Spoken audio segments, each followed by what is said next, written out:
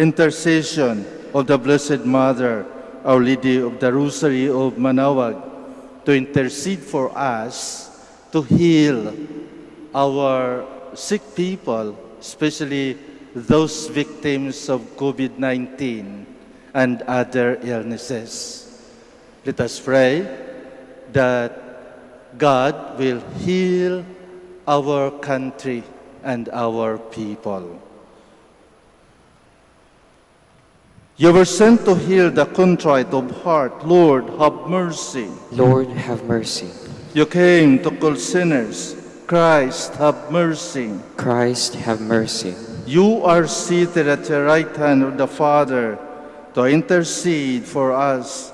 Lord, have mercy. Lord, have mercy. May Almighty God have mercy on us, forgive us our sins, and bring us to everlasting life. Amen.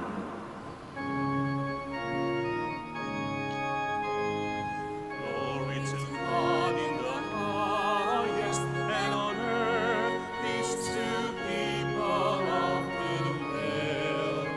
We praise you, we bless you, we adore you, we glorify you. We give thanks for your great glory, Lord God, heavenly King, O God, Almighty Father. Lord Jesus Christ, only begotten Son, Lord God, Lamb of God, Son of the Father.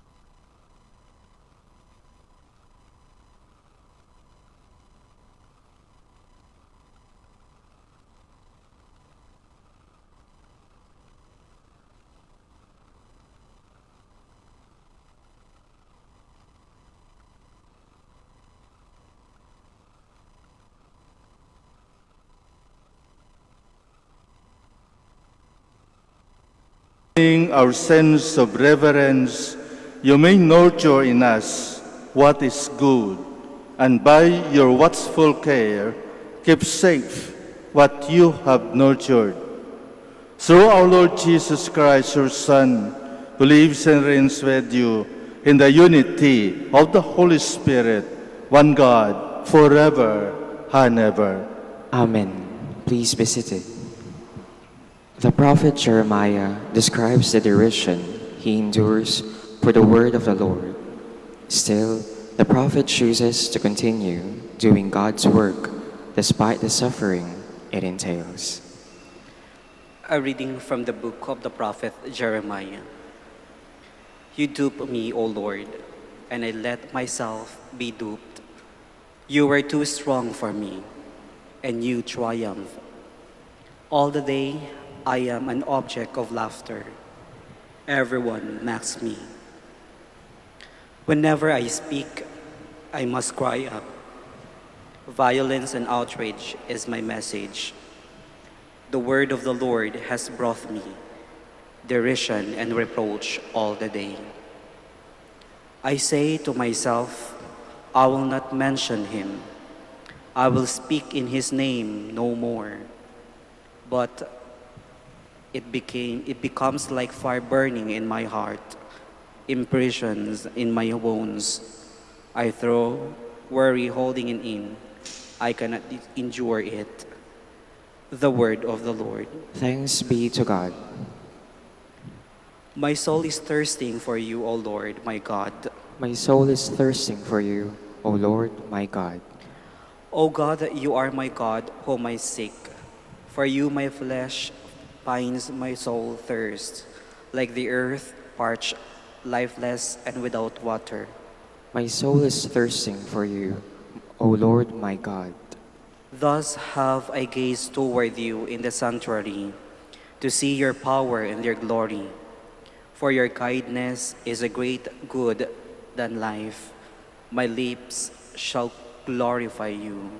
My soul is thirsting for you, O Lord my God. Thus will I bless you while I live. Lifting up my hands, I will call upon your name. As with the riches of a banquet shall my soul be satisfied, and with exultant lips my mouth shall praise. My soul is thirsting for you, O Lord my God. You are my help, and in the shadow of your wings I shout for joy. My soul clings fast to you. Your right hand upholds me. My soul is thirsting for you, O Lord my God. Paul exhorts Christians to give God the spiritual worship of a life conformed to Christ, who, by his obedience, offered a perfect sacrifice to the Father.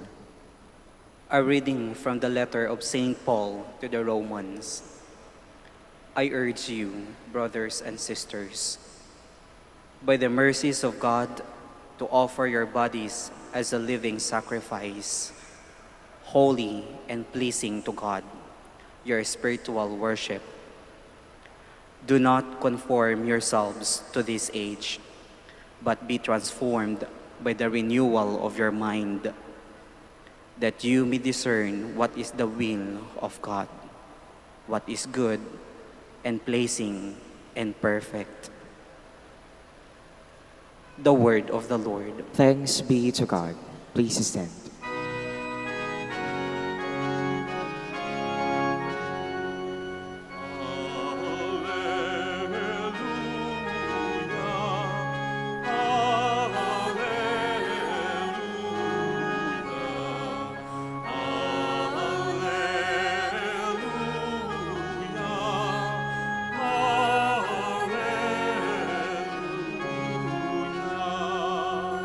May the Father of our Lord Jesus Christ enlighten the eyes of our hearts, that we may know what is the hope that belongs to our call.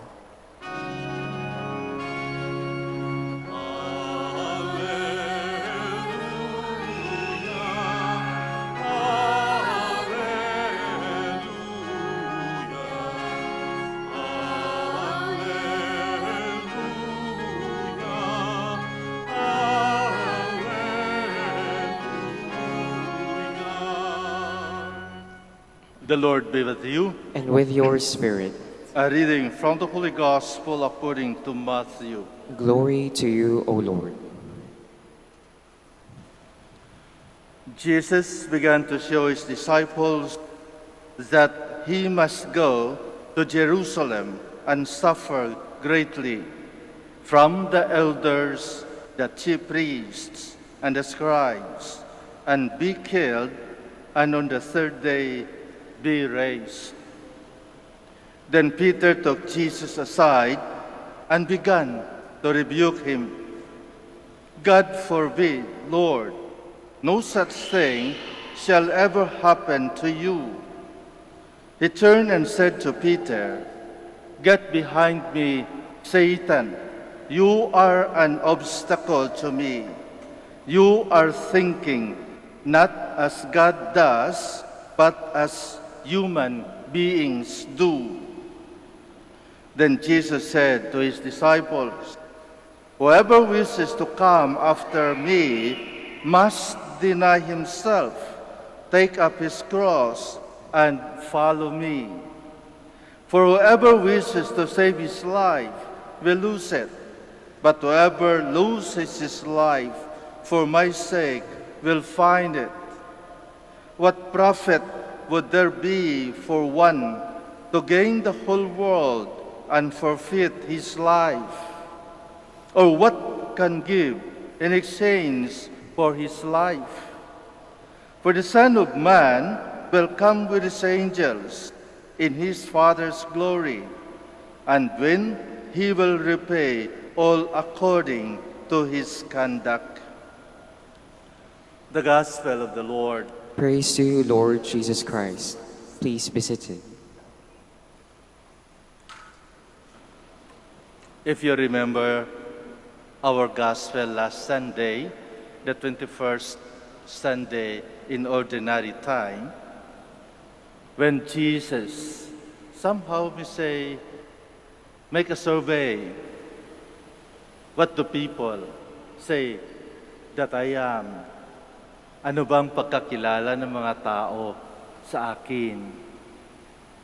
At iba-ibang sagot, certainly. Dahil kanya-kanyang perception, idea, tungkol sa nakita nila sa ating Panginoon. So, some say that he is a prophet, John the Baptist, and others. But then, to be sure of his own disciples, his own chosen people to be sent, he asked his very own group, his disciples, and you, who do you say that I am? And Peter answered, you are the Christ, the Son of the living God. You are the Christ, the Messiah. And that was the jackpot answer coming from Peter. And if you remember, it was then that Jesus called Peter the rock, where the church, his church, will be built, and promised that no evil, even the gates of hell, will not prevail against it. It could not be destroyed even by Satan, even by the worst enemy. But then, continuing that gospel, we have our gospel today. Jesus, in spite of the fact that he somehow gave that jackpot prize to Peter, because it was coming from the Father. It was the Father who revealed to Peter who he was. Somehow give a reprimand to Peter. When Jesus told them what will happen to him, that he will be going to Jerusalem in order to suffer and die and rise on the third day, Peter took him aside and reprimanded him, began to rebuke him. God forbid, Lord, no such thing shall ever happen to you. Why? Because he is known to be the Messiah. He has been performing so many miracles. He had risen from the dead some people. So Jesus answered Peter. I think this is the most unlikely that Peter would like to listen to our Lord. God forbid, get behind me, Satan. You are an obstacle to me. So here, our Lord himself called Peter Satan. And what is Satan? Those obstacles to the will of God. Satanas, yung mga naghihindir, yung mga stop sa Kanya. Lalong-lalo na sa kagustuhan ng Diyos. At ito ang hindi nakita ni Pedro. Ang nakita lamang ni Pedro ay yung kung anong mangyayari sa mga tao na naniniwala sa Kanya. You can just imagine na yung expected leader, the expected Messiah will die, will suffer, will be nailed on the cross and die.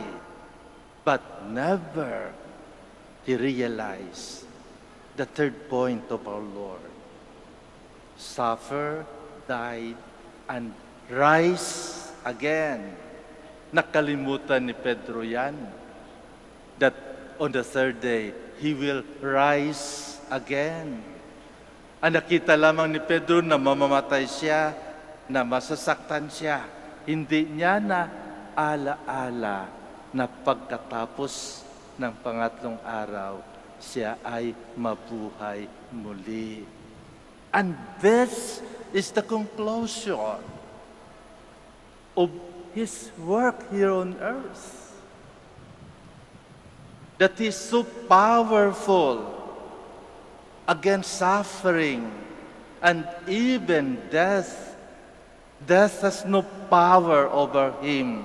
And that is because on the third day, He rise again. Napakaganda ang prinsipyo ng ating Panginoon. Dahil makatutunuhanan siya. Nakikita niya ang buhay natin dito sa mundo. That there will be suffering. We are not better than Him. God suffers. Suffer for what? That is what we should understand. Why God suffer. And certainly, God suffers not for Himself, but for us. To fulfill the will of the Father. To cleanse us from our sins.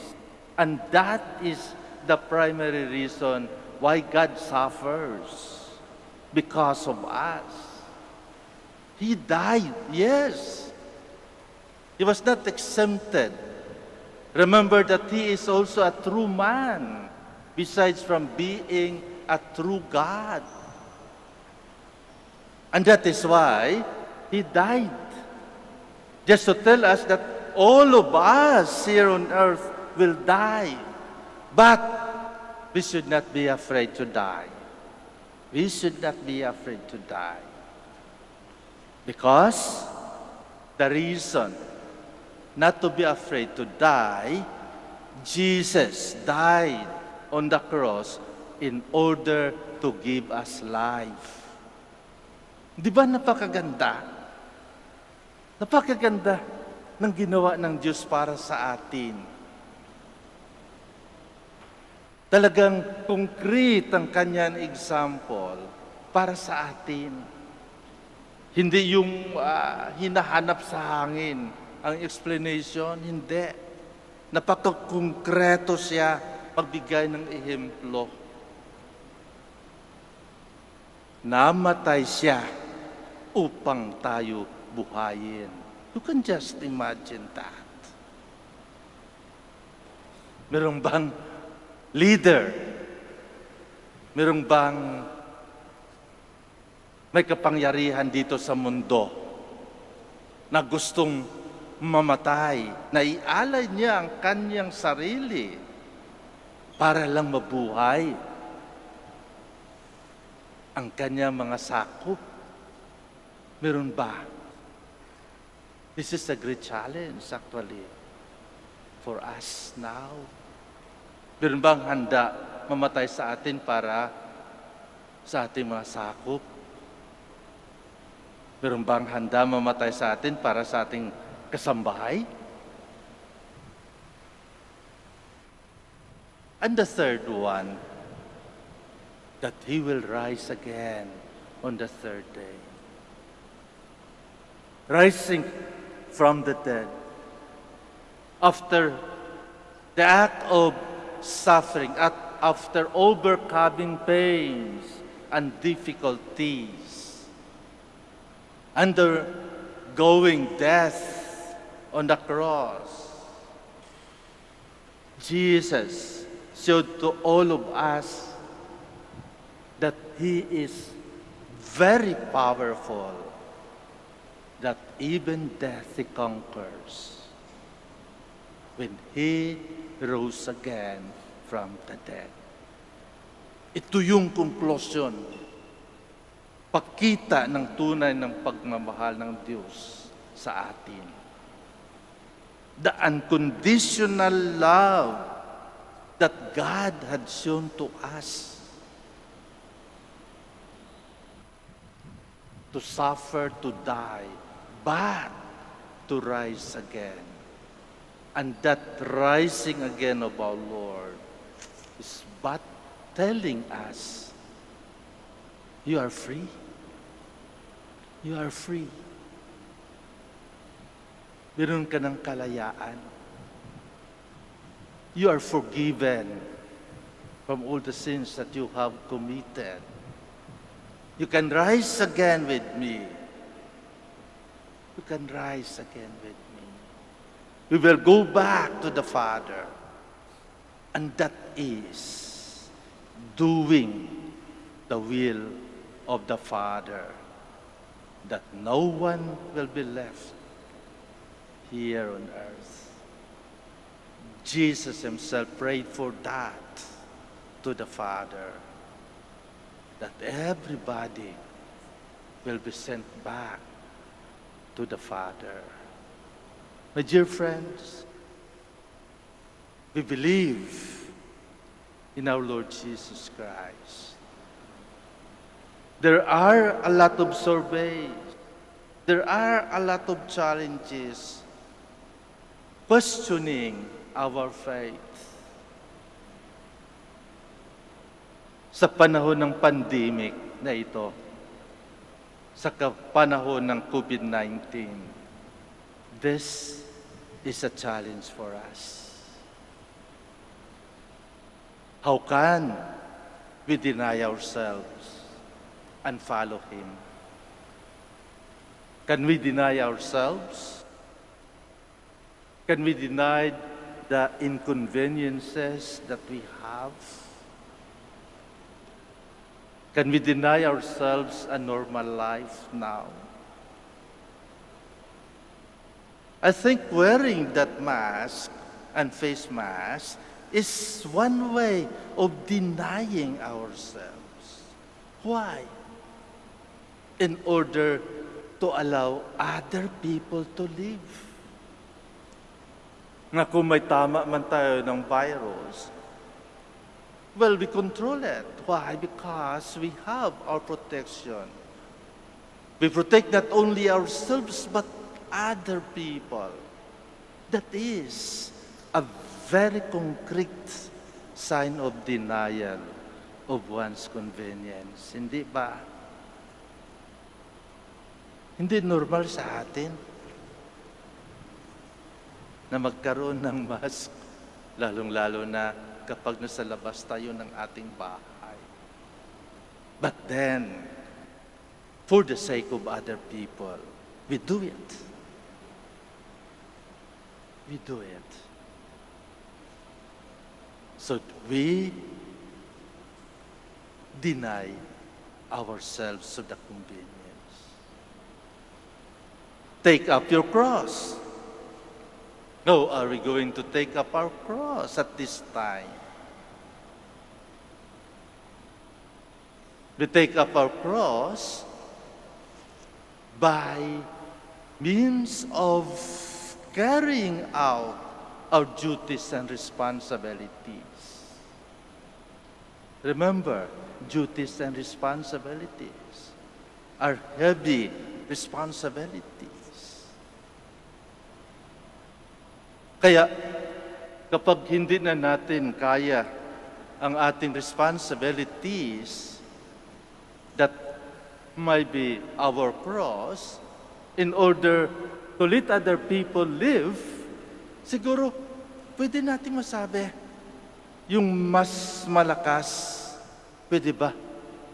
Ikaw naman magdala nitong responsibility na ito. Hindi ko na kaya. We must be honest enough na hindi natin kaya na lahat.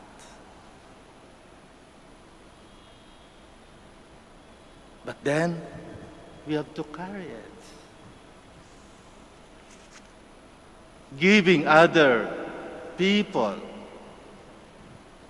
responsibilities is but a sharing of that cross that we are carrying.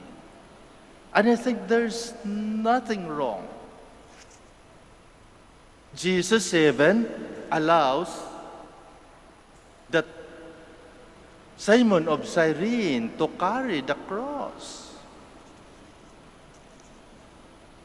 Our Lord shared that cross because it was too heavy for Him.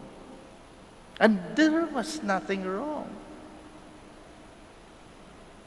To share our responsibility kag hindi natin kaya, there's nothing wrong for that.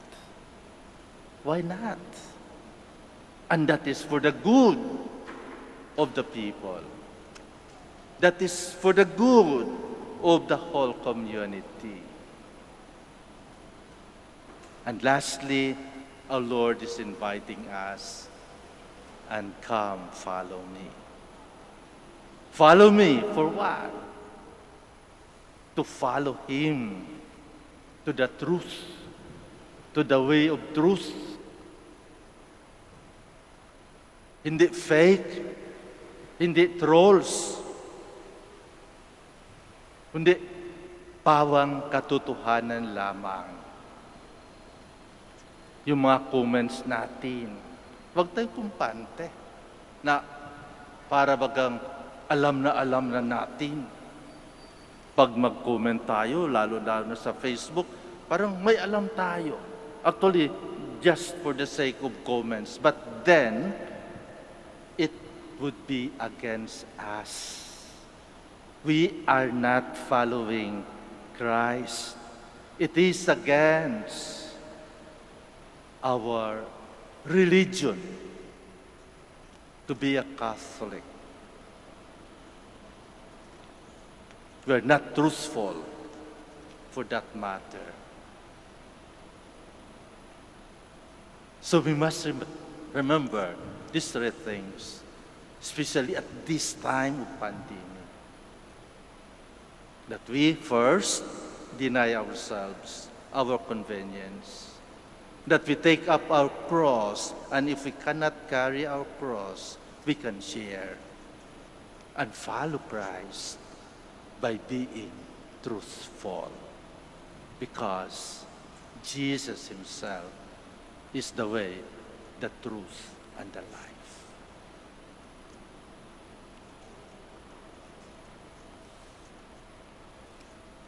We now stand. Let us now profess our faith. I believe in one God, the Father Almighty, maker of heaven and earth, and all things visible and invisible.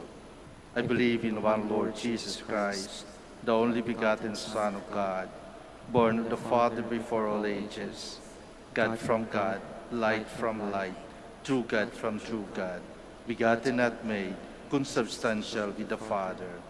Through Him all things were made.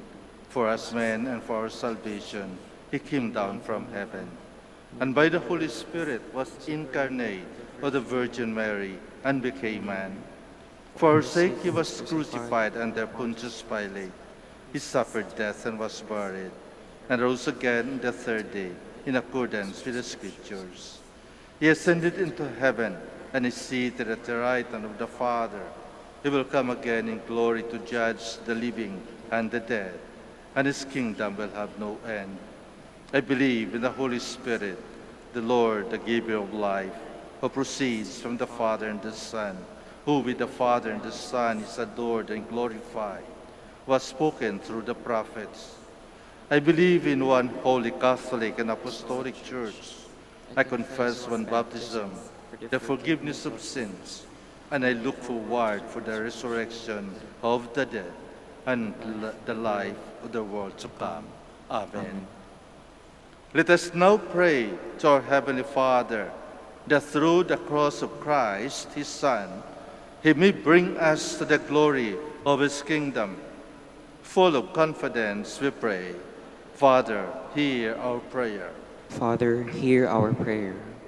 For the Pope, bishops, priests, deacons, and the proclaimers of God's word in our time, Lord, keep your word always burning in their hearts, that it may be their inspiration and strength.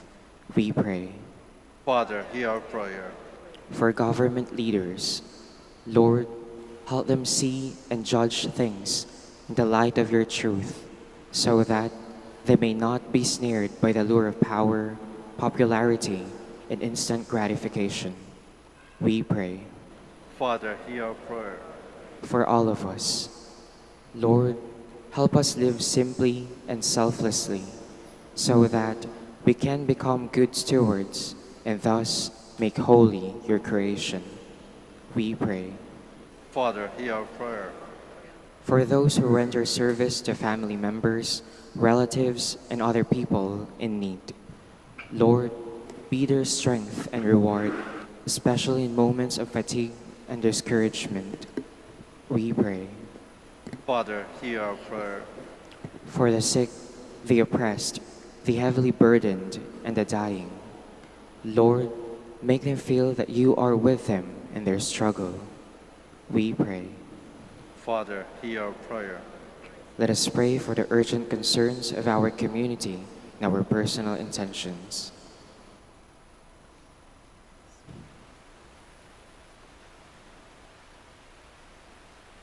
We pray. Father, hear our prayers. In silence, let us pray for our very own personal intentions and prayers. Let us include in our prayer the intentions of this Mass and the intentions of all pilgrims coming in this shrine of Our Lady of the Rosary of Manaoag. Heavenly Father, Jesus secures our faith through Peter and his successors. Give us the grace to keep and cherish our unity of faith in your church. We ask this through Christ our Lord. Amen. Please be seated.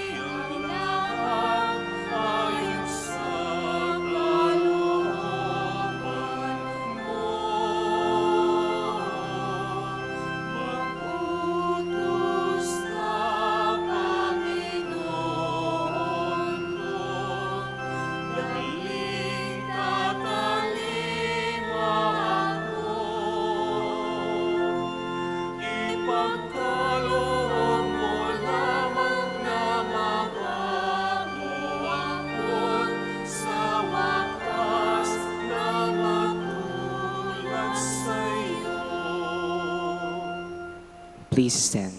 Pray, my dear friends, that my sacrifice and yours may be acceptable to God, the Almighty Father. May the Lord accept the sacrifice at your hands for the praise and glory of his name, for our good and the good of all his holy church. May this sacred offering, O Lord, confer on us always the blessing of salvation, that what it celebrates in mystery, it may accomplish in power through Christ our Lord. Amen. The Lord be with you. And with your spirit, Lift up your hearts. we lift them up to the Lord. Yes, our duty and our salvation. Always and everywhere to give you thanks, Lord, Holy Father, Almighty and eternal God. For when your children were scattered afar by sin, through the blood of your Son and the power of the Spirit, you gathered them again to yourself, that the people formed as one by the unity of the Trinity, may the body of Christ and the temple of the Holy Spirit might, with the praise of your manifold wisdom, be manifest as the Church. And so in company with choirs of angels, we praise you and with joy we proclaim.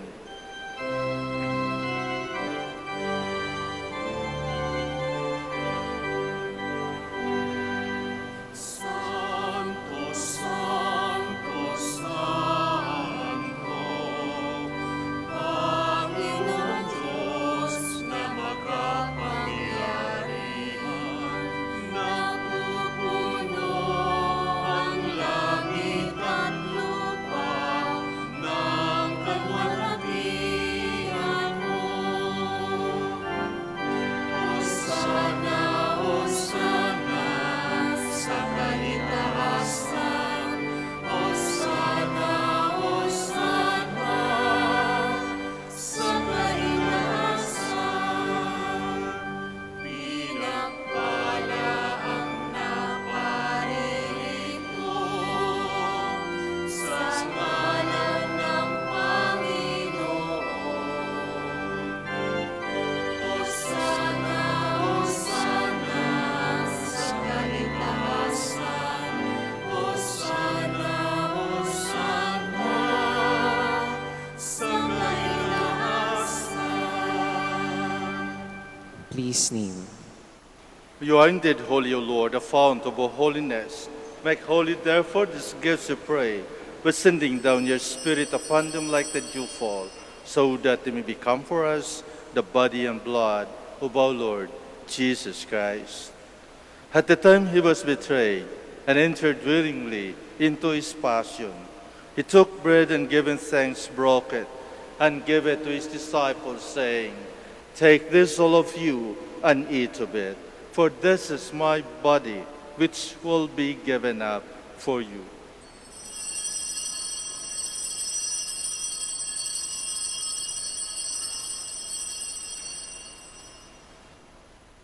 In a similar way, when supper was ended, he took the chalice, and once more giving thanks, he gave it to his disciples, saying, "Take this, all of you, and drink from it. For this is the chalice of my blood, the blood of the new and eternal covenant, which will be poured out for you and for many for the forgiveness of sins. Do this in memory of me."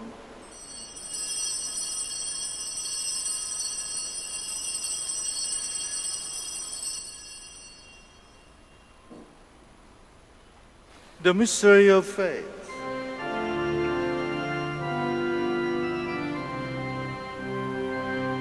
Si Kristo ay kunipahin,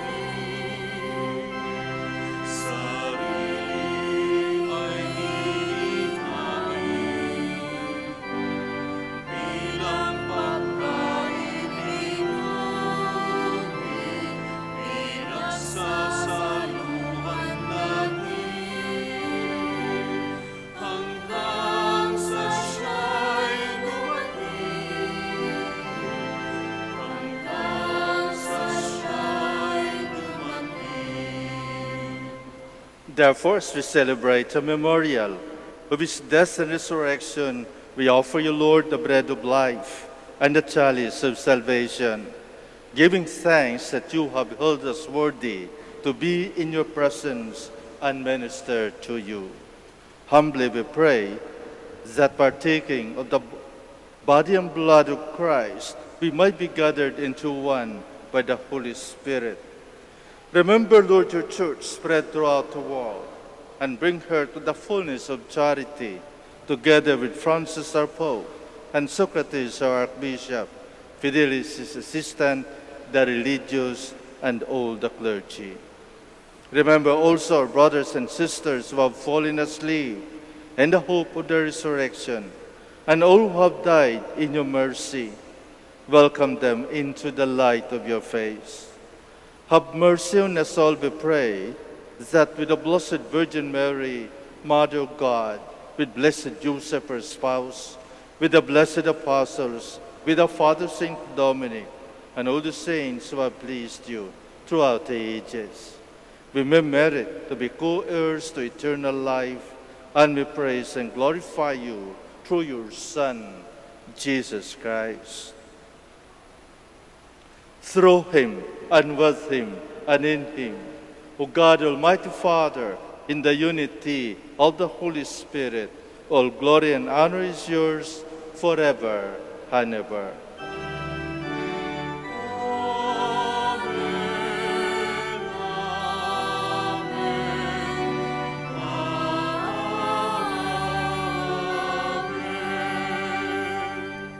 Please stand. At the Savior's command and formed by divine teaching, we dare to say,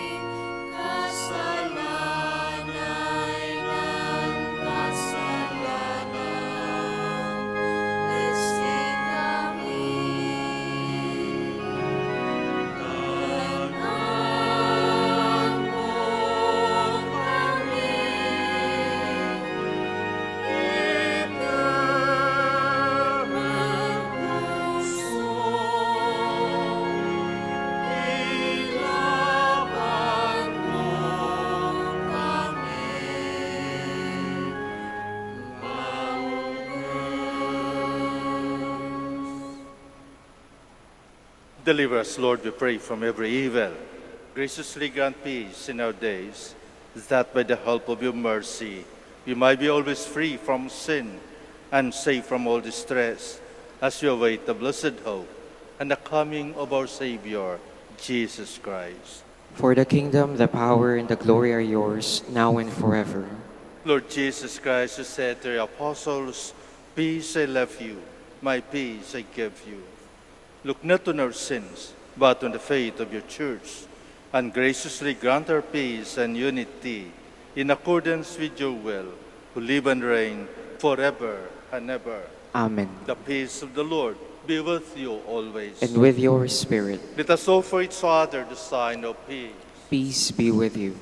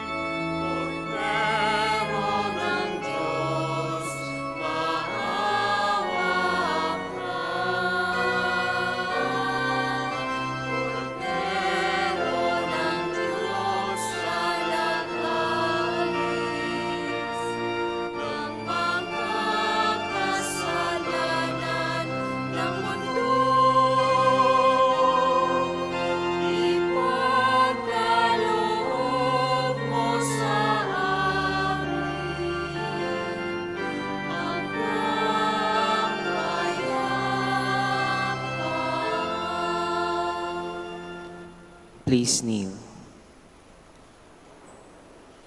Behold the Lamb of God.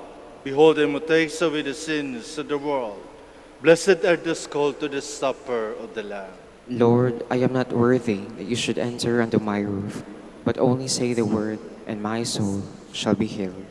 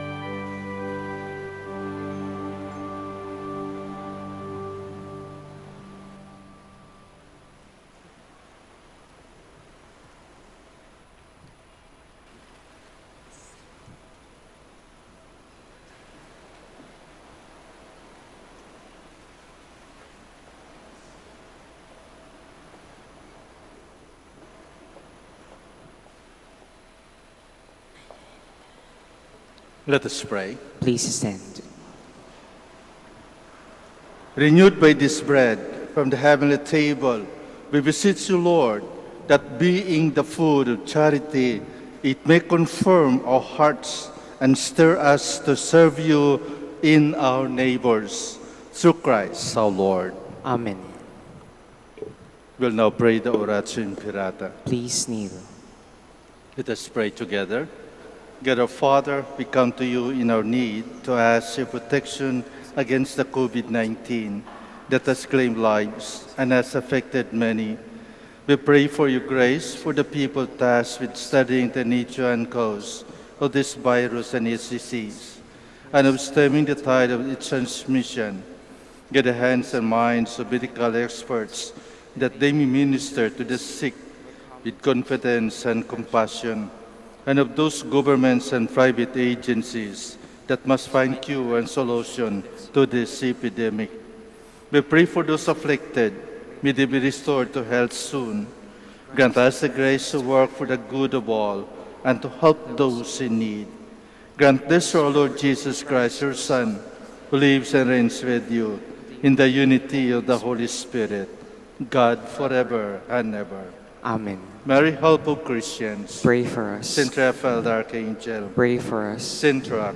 Pray for us. Saint Lorraine Service. Pray for us. Saint Pedro Calungsod. Pray for us. Please be seated for a while for the announcement. Dear devotees of Our Lady of the Rosary of Manaoag, the Dominican community of the Minor Basilica of Our Lady of the Rosary of Manaoag is pleased to inform you that the October Feast of Our Lady of the Rosary of Manaoag will be on October 4, 2020, first Sunday of October. Novena Masses will be scheduled at 6 a.m., 8 a.m., 10 a.m., 12 noon, and 5 p.m. from September 25 to October 3, 2020. Additional Mass at 3 p.m. on September 27, Sunday. We invite you to participate in this Novena Masses and be one with us in expressing our devotion to Our Lady of the Rosary of Manaoag. If you wish to sponsor one or several of the Novena Masses, you may fill out the form at the counters for Masses and submit it with your donation, where you will be provided with an acknowledgement receipt, or you may visit our website, manaoagbasilica.org, for online pamisa, where online and other options for donation will be available. All the names of donors and sponsors will be included in the electronic souvenir program. Thank you very much for your continued support. God bless you. Please stand. I would like to thank you also for your presence, especially for your active participation during this celebration. And thank you very much. Please be safe in going out of this church. And please observe social distancing during the blessing. The Lord be with you. And with your spirit. Bow down for the blessing.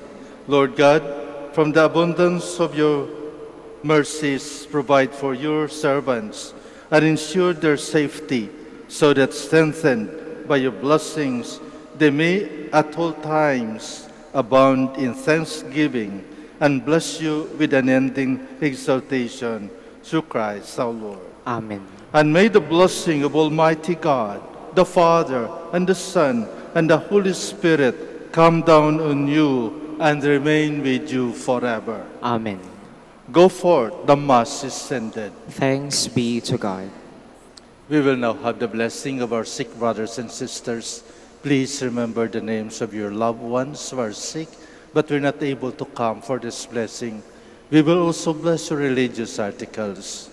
Our help is in the name of the Lord, Who made heaven and earth. Let us pray. God, our Almighty Father, by your blessing you give us strength and support in our frailty. Show me kindness toward our sick brothers and sisters.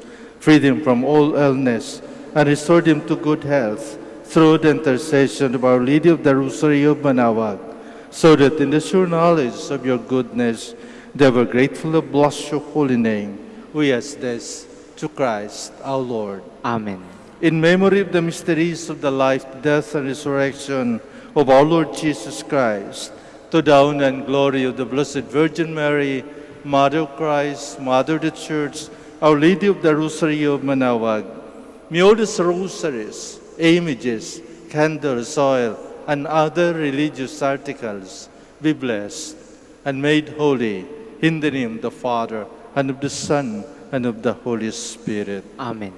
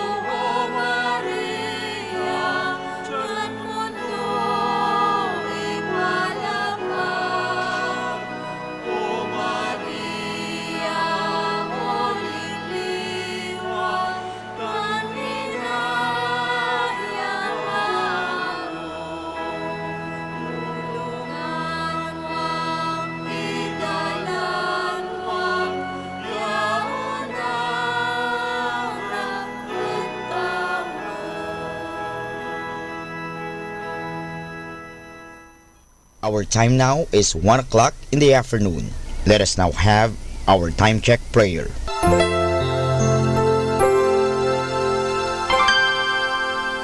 Inaanyayahan ko po kayo na samahan ninyo ako sa panalangin sa oras na ito.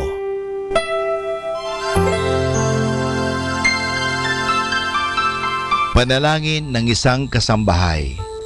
Mapagmahal naming Ama, sa iyong tulong at pagsusubaybay, ako umaasa. Luwin mong matupad ko ng maayos ang mga gawaing bahay na kaatang sa akin.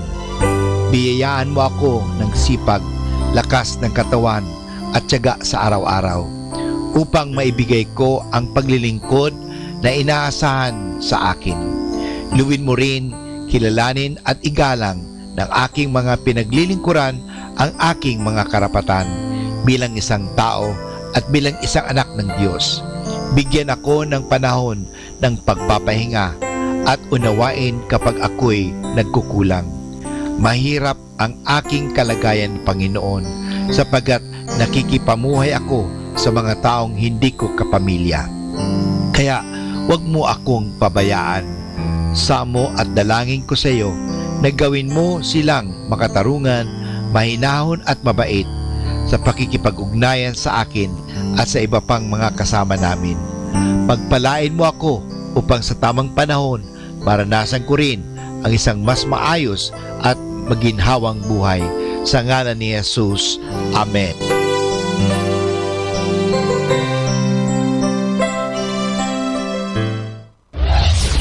This is Manaoag Dominican Broadcasting Incorporated. a religious, non-commercial radio station. 10 years of evangelizing the airwaves, sharing God's blessings, live masses on air, playing religious music and prayers. May kasama ka, si Jesus, si Maria at kami. Our positive thought for this hour.